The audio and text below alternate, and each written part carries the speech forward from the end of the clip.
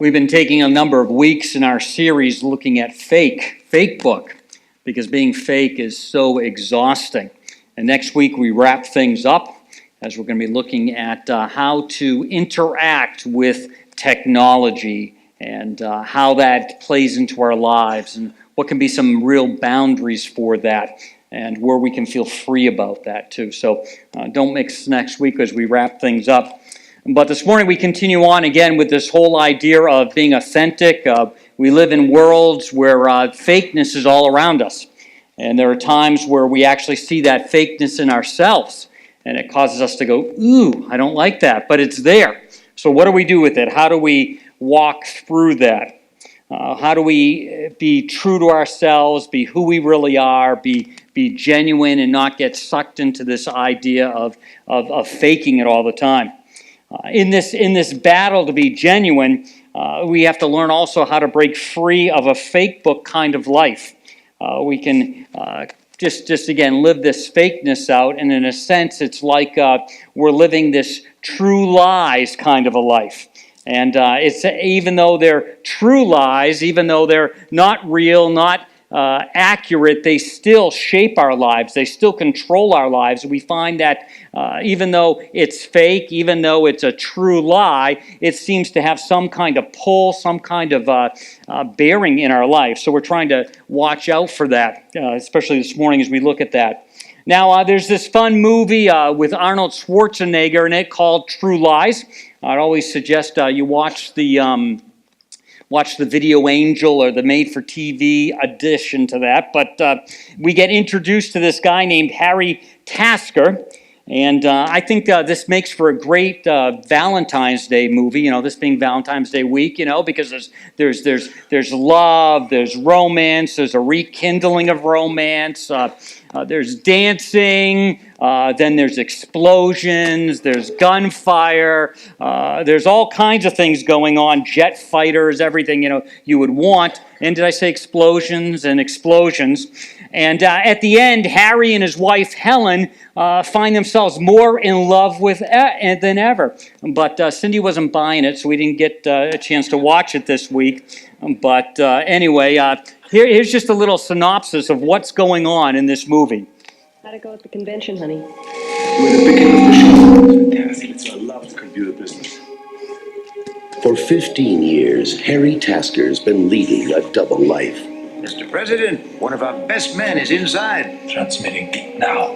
Right on time. I don't believe I've met you before. Rehnquist. Harry Rehnquist. Listen to the following code word. Helen. Helen. Now, they're about to collide. What's your exit strategy? I'm gonna walk right out of the front gate. May I see your invitation, please? Sure. Here's my invitation. Yeah, that worked good. Right out the old front gate. Can you be back a second? Mr. Tasker's office. Hi, it's Helen. Is he in? Harry's in a sales meeting, Mrs. Tasker. It's not like he's saving the world or anything. Well, see, this is the problem with terrorists. They're really inconsiderate when it comes to people's schedules. Could you press the button for the top floor, please? Hi, Helen. Harry forgot something back at the office. Whenever I can't sleep, I just ask him to tell me about his day. 6 seconds and I'm out. Maybe it's just that you're not in touch with your feminine side. From James Cameron, director of Aliens and T2, Arnold Schwarzenegger. It's a Soviet Merv 6 from an SS-22N launch vehicle. I married Rambo. Jamie Lee Curtis. Have you ever killed anyone? Yeah, but they were all bad. True Lies. What can I say? I'm a spy. A lot of marriage counts. Can you see how that would be a great Valentine's Day, movie? There's all those things going on. But seriously, they live the extreme of true lies. And their true lives shape everything. And sometimes we may not realize it. They're obviously not that extreme, I hope. We don't have any spies with us this morning. But, they may not be that extreme.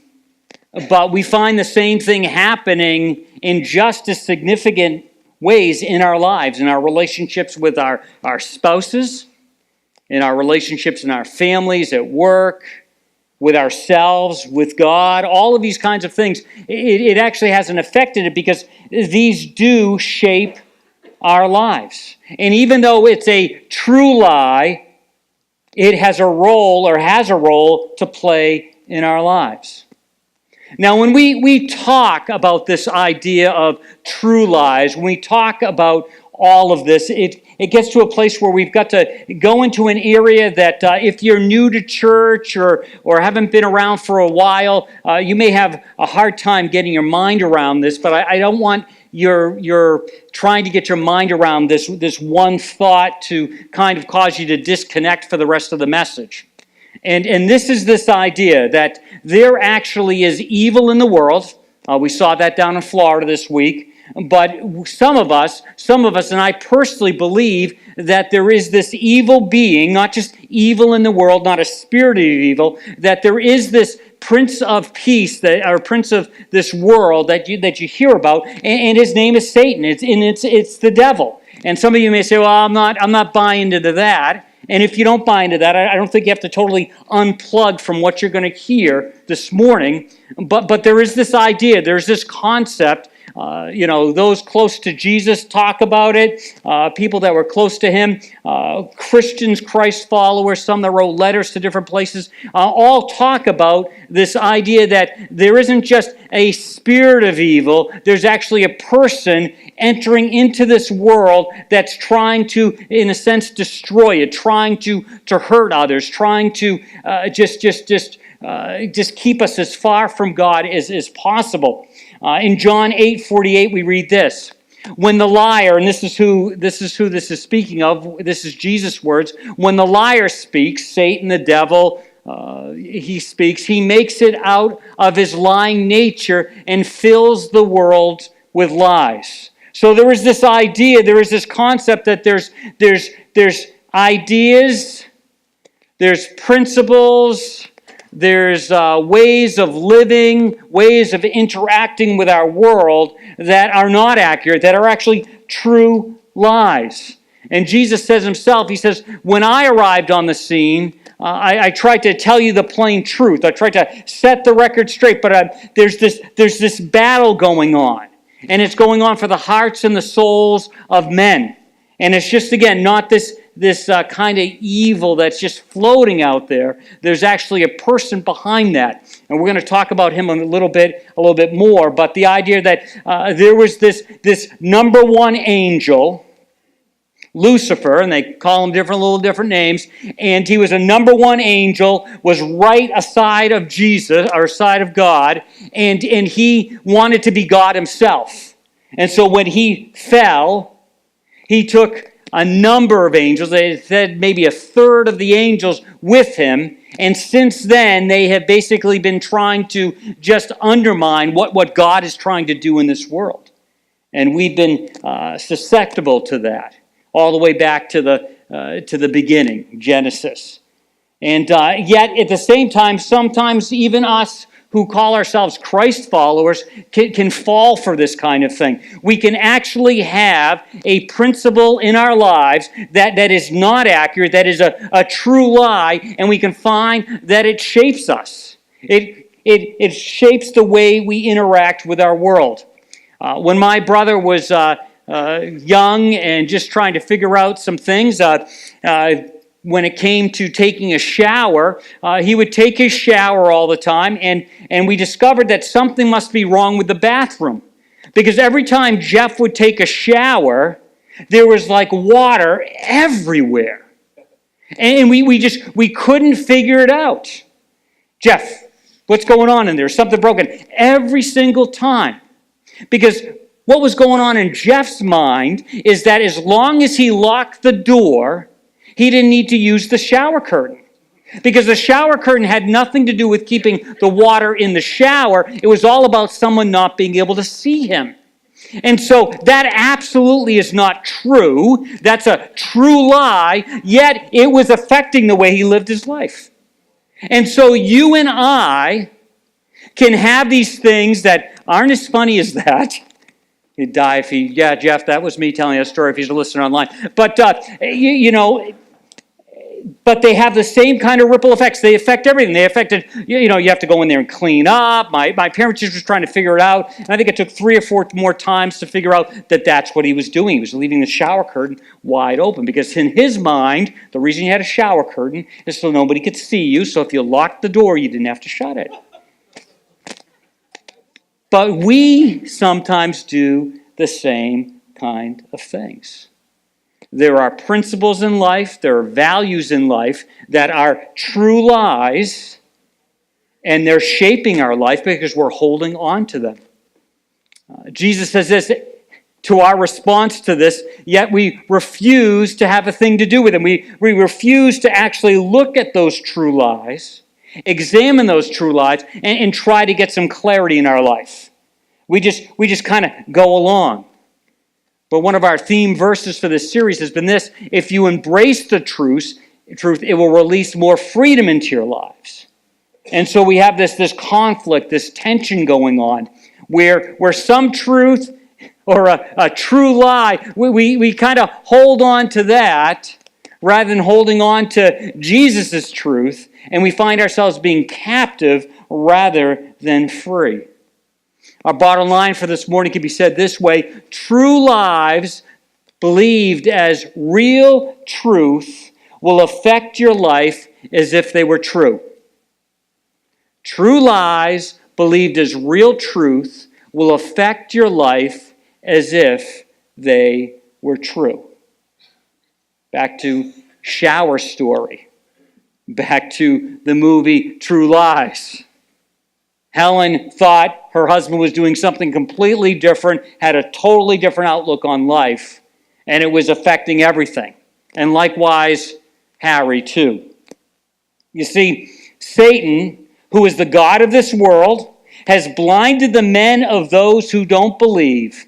They're unable to see the glorious light of the good news. The glorious light of the good news means that there is a way to have a relationship with God through Christ. Christ came for that. That is the good news. We don't have to be alone. We can have God in our lives. They don't understand this message about the glory of Christ, who is the exact likeness of God. And so this evil person, this evil being is trying to, again, take as many down with him as possible. And that's his goal. And really, he's a deceptor. He's trying to deceive us. And as he is a deceptor of these true lies, these true lies, he's just trying to muddy the waters for us so we go in a direction that actually leaves us empty, dissatisfied with life, heartbroken, frustrated, just in a sense, left in our brokenness. And one of the things that he loves to do is he loves to imitate the truth. He loves to come as close to it as possible, likes to put a little spin on something so that we're kind of there, but we're not there. He wants us to hold on to things. He wants us to hold on to the idea that the shower curtain is just there to keep no one from seeing us, rather than keep the water in the shower. And then so we go living our life. Water's going everywhere. It's a mess everywhere because it's close, but not there. It's close to the truth. It's close, and it keeps our mind cloudy, so we reject the things of God, so we reject the idea that he can be a part of our life, be personal in our life, and we do that. This passage, Paul writes, "And no wonder, for Satan himself masquerades as an angel of light." He imitates. Very close, but not the real thing. And we have to be aware of that. I don't think we need to be afraid of a demon behind every bush, but we need to be aware of that. That he has an objective, that he has a goal, he's imitation.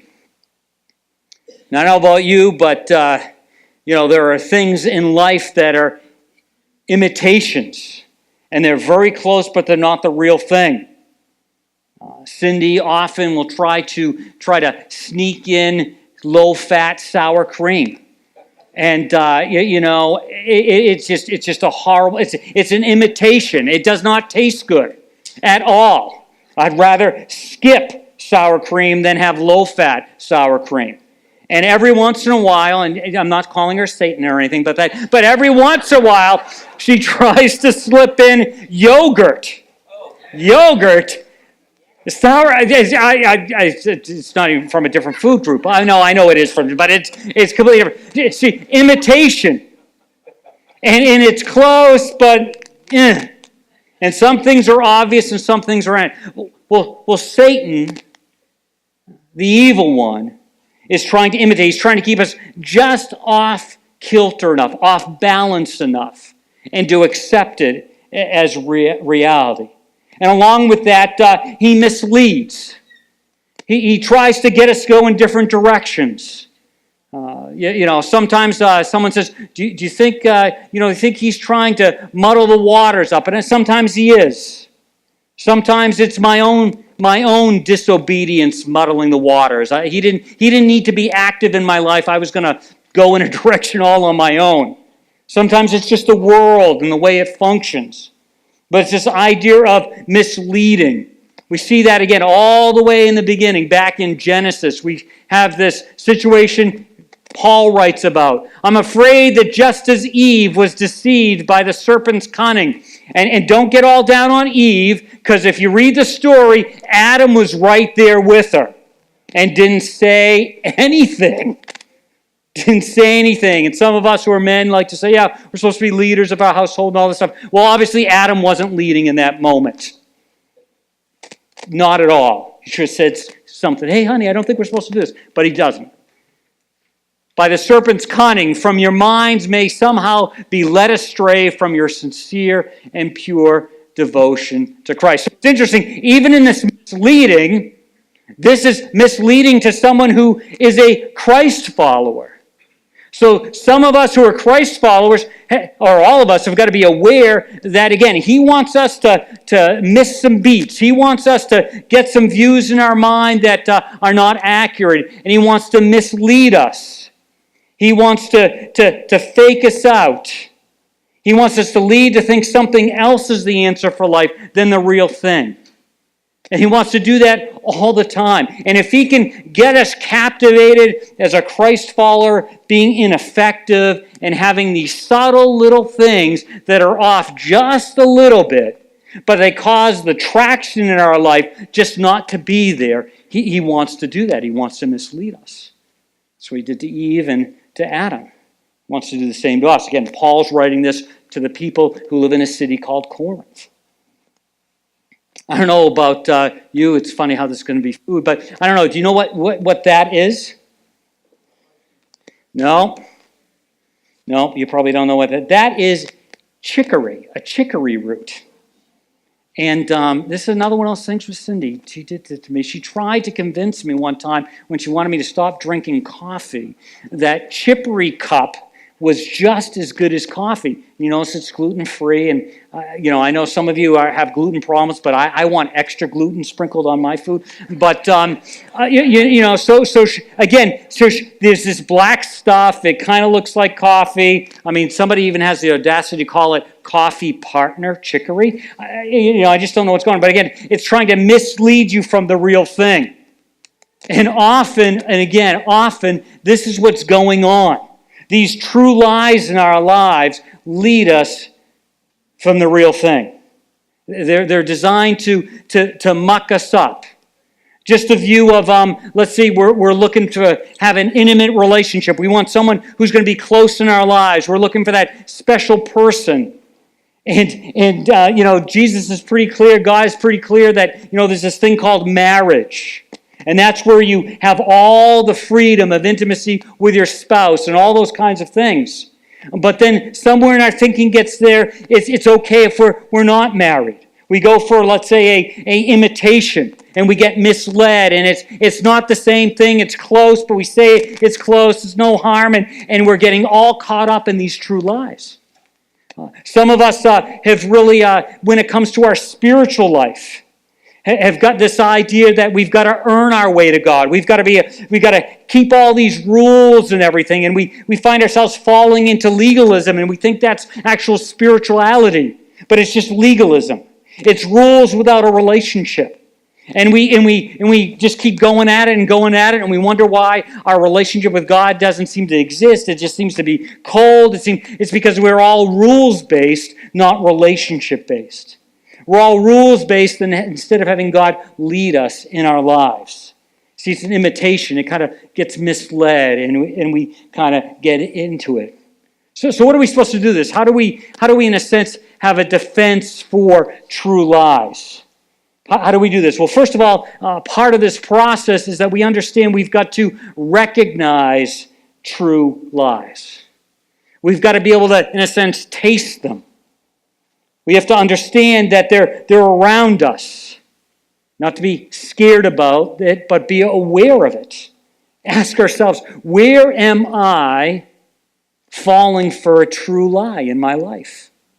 Where is it shaping my life? Where is it actually leading and directing my life? Because I've bought into this concept, this principle, this value, this idea that really is a true lie. So we need to recognize these.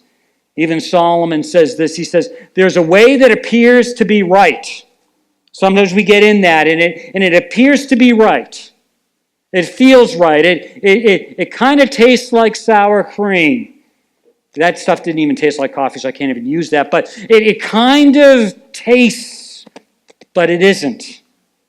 And what does Solomon say? It says, there's a way that appears right, but in the end, it leads to death. It shuts things down. It's not living. It's, in a sense, a dead way of living. And so we need to recognize, we need to be astute about it, we need to be sensitive, we need to be aware, we need to be really, again, sensitive to seeing what's going on in our life so that we can recognize true lies.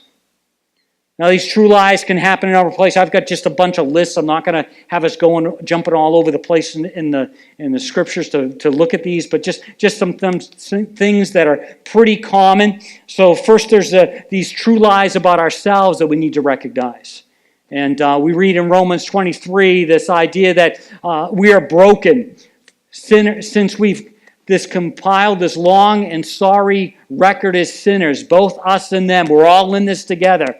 Sinners out of fellowship with God, doing it our own way, and have proved that we're utterly incapable of living the glorious lives God wills for us. So we have this problem, and that is true. But then there's this other side of it. God did it for us out of sheer generosity. He put us in right standing with Himself through Christ. A pure gift. He got us out of the mess we're in, and He restored us to where He always wanted us to be. And He did it by means of Jesus Christ.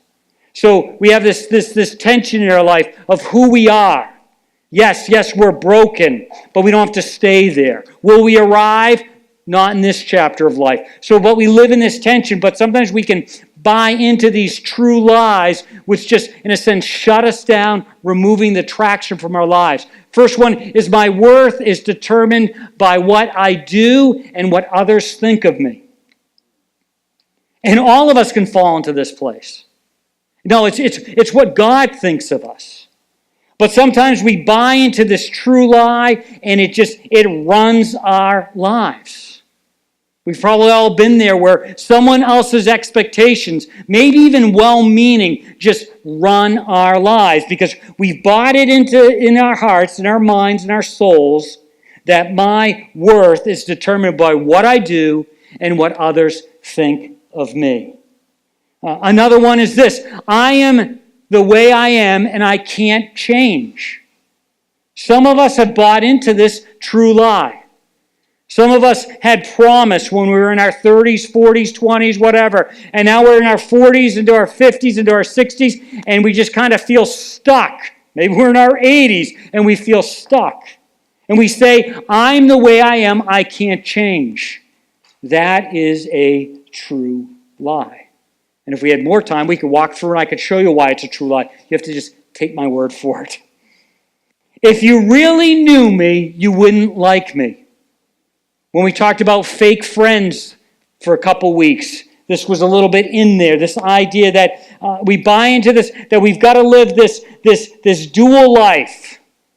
This double life. We got to be like Harry and not really let anybody know who we really are. And so we hide it. In this case, we hide it because we don't think anyone would like who we are. So we live this life where we're kind of just shielding ourselves from other people because we're just afraid that if they found out who we really were, they wouldn't like us. And that's a true life that just kind of a true lie that kind of just captivates us and holds us. Also, we have to understand about the meaningless and happiness of life. Sometimes we buy into true lies about that. Paul writes about this idea about understanding where God has placed us, what He's assigned us to do, not to, in a sense, be always looking for a greener grass somewhere else. This doesn't mean you don't better yourself. It doesn't mean you just settle in, but it means that you understand your assignment. You understand where God has placed you, and you embrace that. You're not always thinking, well, life would be good if I could be over there. Life could be good if I could be doing something else with somebody else. We understand what happiness is about rather than buying into that lie. One of those true lies would be money provides security and happiness. That should be the drive in my life. And when we find that the drive of our life, we're going to find that actually is a true lie. Because some of us have gotten there. Some of us have gotten to the place where financially we're okay. We're more than okay. And the security and the happiness isn't there. Some of us live in the light of someday, and we just are a slave to that true lie. And it just holds us captive.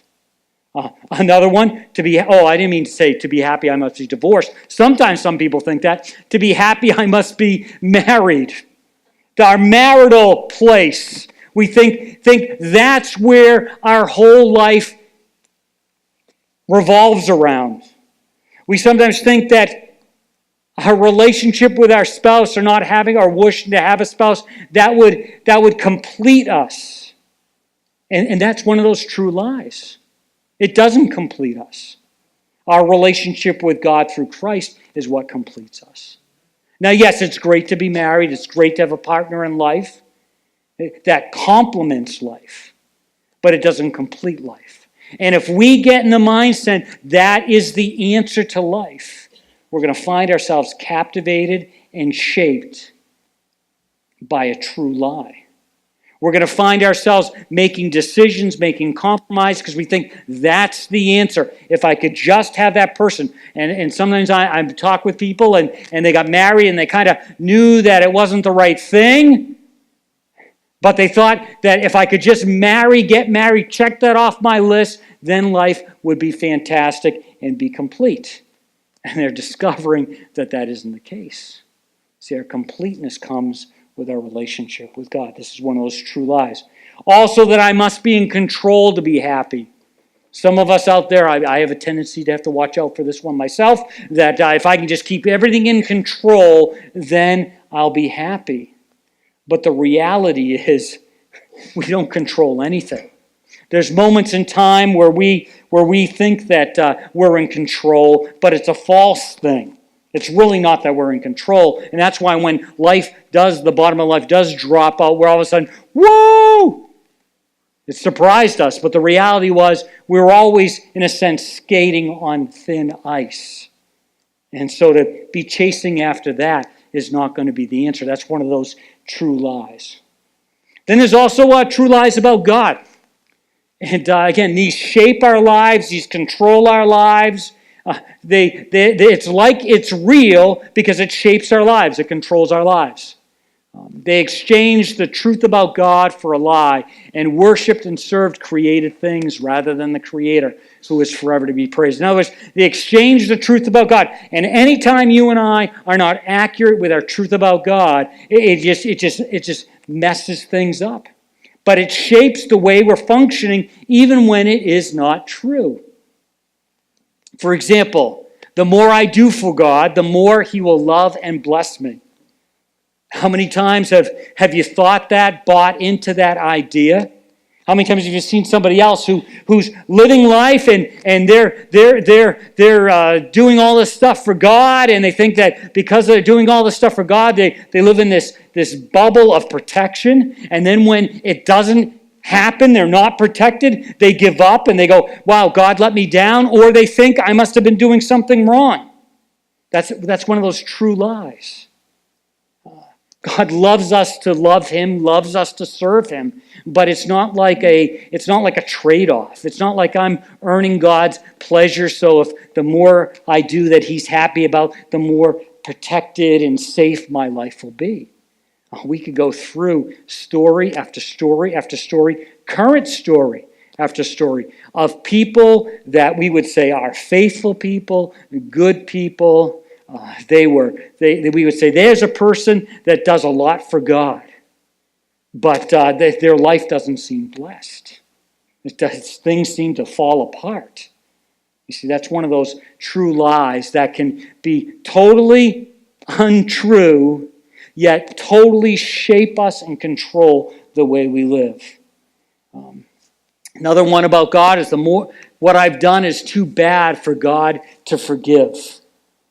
Sometimes we look at our life and we say we're going to be like a second class Christ follower because what we did, He can't forgive. There can even be other people in our lives that have, from our perspective, again, not judgmental, just wow, they did something horrible, yet God's forgiven them. Yet when it comes to us, we just can't experience that forgiveness. That's one of those true lives. God accepts us. God forgives us. Not because, again, what we've done, but what Christ did for us. But when we have this, and some of these may be deep down into our lives. Some of these may not be on the surface. It might actually take you a little time to figure out, wow, that's why I'm responding to life like this. I've got a true lie in my life, and it's actually shaping the way I interact with my world around me. And this can be one of those.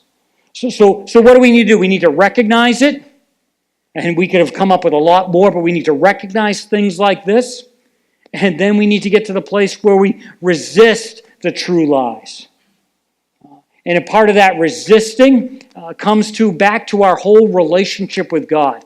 Submit yourself then to God. Resist the devil and he will flee from you. In a sense, you submit, you follow God's ways, you follow His lead, you look in that direction, and then you'll find these evil influences, the devil, all of that, in a sense, it's like he flees from you because you're so captivated with following God that you can't be looking in two places at the same time, that you're going there. And that's how we start to resist true lies. And it doesn't happen with just throwing a switch. It happens with time. It takes investment. It takes a daily decision to submit to God. Some of us, it takes an hourly decision to submit to God.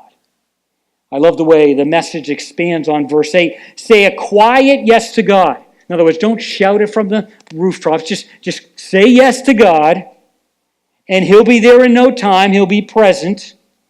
Quit dabbling in sin. That could be a whole message in itself. What are the ways that we're dabbling in sin?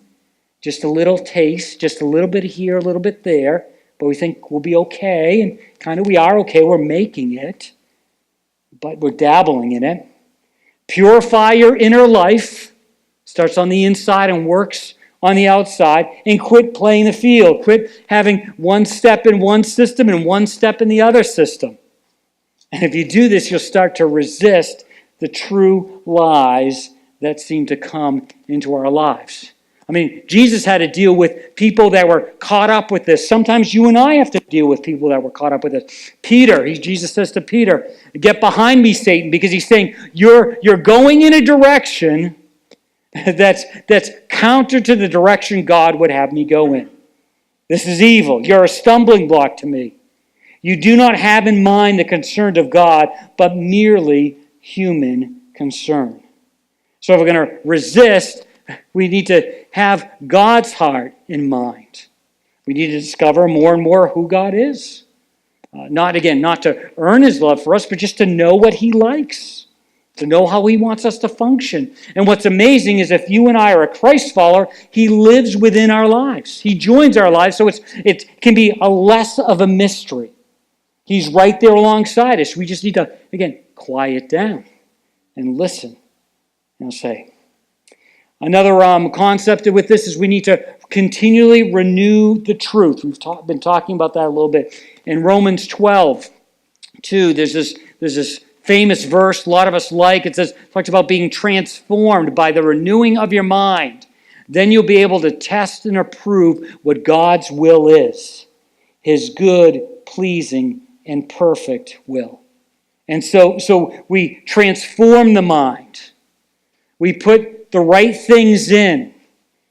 Sometimes we do this idea of taking things out, and we create a vacuum. We create an emptiness. We've got to replace it with something else. And we renew our mind by knowing what God would have for us, getting to know God better. We think about that. We digest that. We get into the Bible, and we figure out what God is saying and who he is.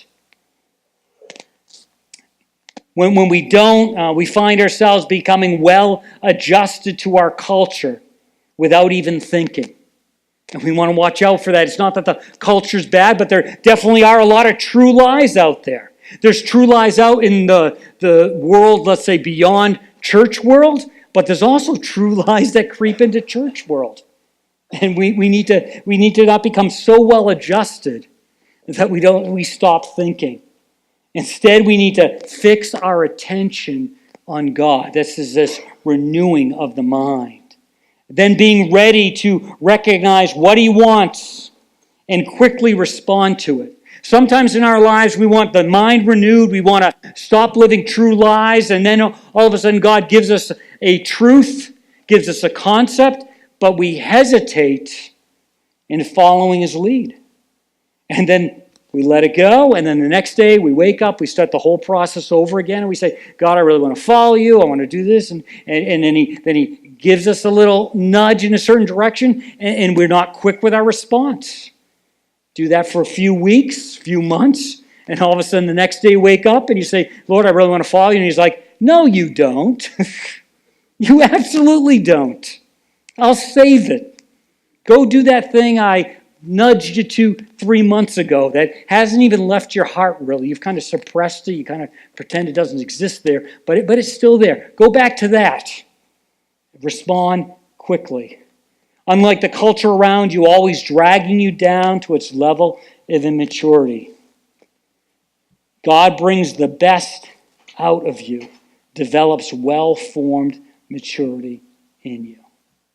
So I want to go back real quickly to those little bullets we talked about, some of the true lies that come from 3 different places and how they sink into our lives. So look back at your message guide before we fold it up and just look and say and ask yourself, have I bought into the true lie that my worth is determined by what I do and what others think of me? And no one looking around. If that you go, wow, yeah, I feel that a lot. I'm buying into that. Then just check it off. Maybe you're at a place where you say, I'm the way I am and I can't change. Wow. Does that take the air out of your life? If you really believe that. Maybe you function that way. Maybe you'd never say it that way. But if we went back in your life, I went back in my life, would say, wow, for the last 2 years, I haven't changed really at all. Same operating system, same views, same true lies, whatever. So operationally, I do believe I can't change because I'm not changing. It's a true lie that shapes life. Do you, and I hope you're not in the misery of being in this life, do you actually believe if people around you knew you, they wouldn't like you? That's a horrible way to operate. It's a horrible way to live your life. And it's a true lie. Don't hold on to that. Are you stuck in the track that money provides security and happiness? We could talk a lot about this. A lot about this. Financial peace is talking about that. But is that where your peace is? Is money my financial peace? Or is there something else going on? To be happy, I must be married. My marital status, whether married or not, is what is totally shaping my happiness. That's what completes me. It's that first.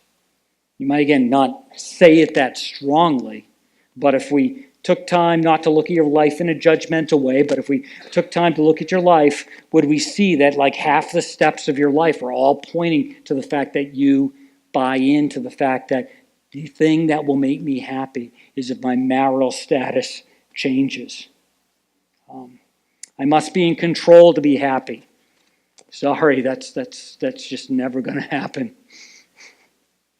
The more I do for God, the more He will love and bless me. Hope you're not stuck on that treadmill. God already loves you. He's already done what He needs to do for you. And if you're always thinking I need to do a little bit more so God will love me and then God will take care of these problems, you're in for a big disappointment because there isn't this bubble that covers our lives. No matter how faithful, because we could march up story after story after story of faithful people that when it looks from a human perspective, these people, the bottom of life falls out and there's no blessing. We can see. So if that's our true lie, are we holding on to that? What I've done is too bad for God to forgive. Maybe we don't say, yeah, not too bad to stop me from being a Christ follower, for me to be with God when I pass away, but He really doesn't like me because of what I did. Not true. And then there's probably countless other of these true lies that can shape you and control you. True lies believed as real truth will affect your life as if they were true.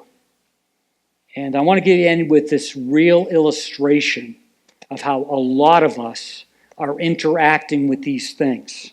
A lot of us are captive by true lies. And a nice little doggy's going to help me with it. Come on, let's go. It's open. There's nothing in the door. Try it again. Come on. Let's go. Come on. Yes, you can come. Release! Release. Come on, JJ! Come on. JJ, come! Come on. It's No. open. There's no door there. Do it one more time. Okay, one more time. You're shaky. You're shaky. Ready? Come on, JJ. Come on.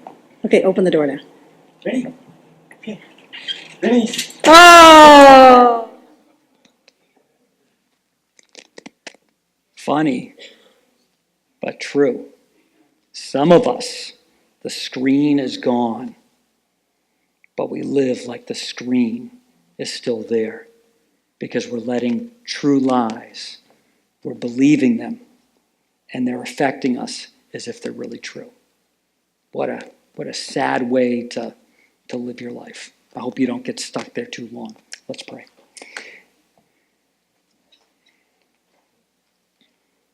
Father, we're thankful that you sent your Son to give us truth so that we could be free and we could live in that freedom in this chapter in life.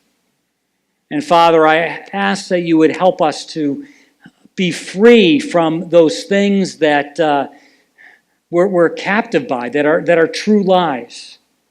Each of us comes from a different place with different stories, different life experiences. But help us not to be like that dog who just can't take a step forward because he thinks he's held captive by a screen that is not there, by a true lie that is not there. Lord, free us from that. Let us be a people that enjoy the freedom that comes from knowing you and walking with you daily. We ask all of this in Jesus' name. Amen.